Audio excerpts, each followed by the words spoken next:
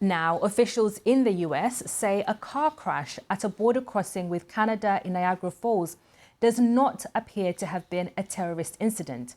2 people who were traveling inside the car are reported to have died, but there are no other serious injuries.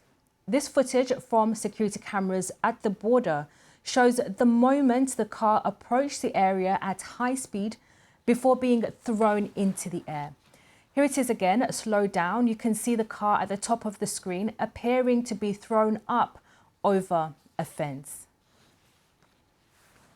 The car caught fire after it crashed, and some witnesses reported hearing an explosion, but it's not yet known what caused the blast.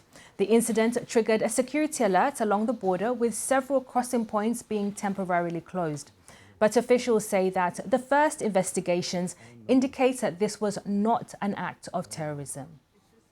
We will continue to investigate, but our preliminary assessment of the situation is it was not terrorism related, but we will continue to stay vigilant. We will continue to make sure that the information we have is passed on to the public. But as the sheriff said, people can lower their heightened sensitivities to this, knowing that we do not believe this was a terrorist event. Kelsey Anderson is a news anchor at News 4 Buffalo, and she told us what the investigation had learned so far.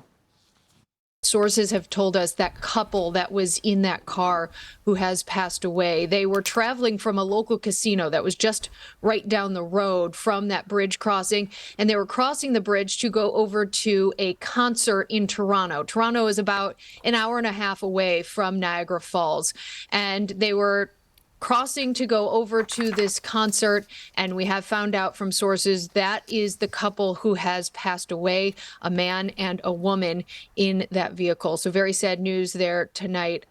We do know that from the governor and from many others that this was not a terrorism act. So that was, good news for us to find out today in the Western New York region. But of course, very sad news as now we're mourning the loss of 2 people who we are told are from this area.